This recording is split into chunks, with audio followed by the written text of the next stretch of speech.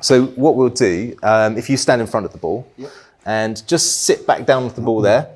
And what I want you to do is just to slowly walk off forwards and lay back onto the ball as you go. That's great. It's just so your shoulders are taking the weight and your head's rested down. Okay, just lift the hips up a little bit. There you go. And if you can put your arms out to the side, that's excellent. Now, what I'd like you to do, the best place to assess is to actually stand at the head end again. If you can just move out towards your right-hand side, okay. Now, what's happening here is as Jack moves out, that's loading his anterior oblique sling through this side because gravity's trying to drop his shoulder down. Now, let's have you move back, and we'll go out the other way. Okay, and so now it's more loading this anterior oblique sling. So let's do that a couple of times. Just go at your own pace, whatever feels good to you. Rest your head back a little bit so you don't get too... Are we still testing, or is this a We're still testing exercise? because we want to see how, you know, how well he maintains that umbilicus as he goes side to side.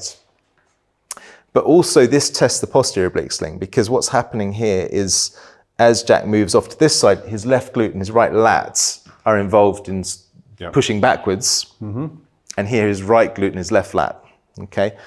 So he's maintaining pretty good control of the umbilicus in that direction. He's gradually rotating, is that? Yeah, he's getting much more shear in this direction, okay? Yeah. So that's, again, it's the left shoulder to right hip anterior oblique sling. So that just kind of confirms what we're seeing. So if you want to walk back up to the top here.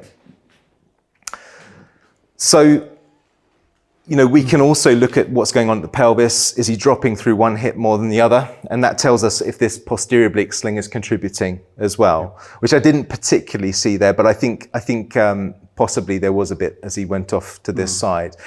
But essentially what you're looking for is that umbilicus and that sternum staying aligned as they move across from side to side. And what you'll often see is there's a kind of like a torsion that occurs on one side. And with Jack, it was as he went across to his left sides. And because his left shoulder's off the ball, what's happening, if you imagine the ball's directly behind me, if I move off to the left, then gravity's trying to drop me back that way. So I have to activate this sling to stay aligned.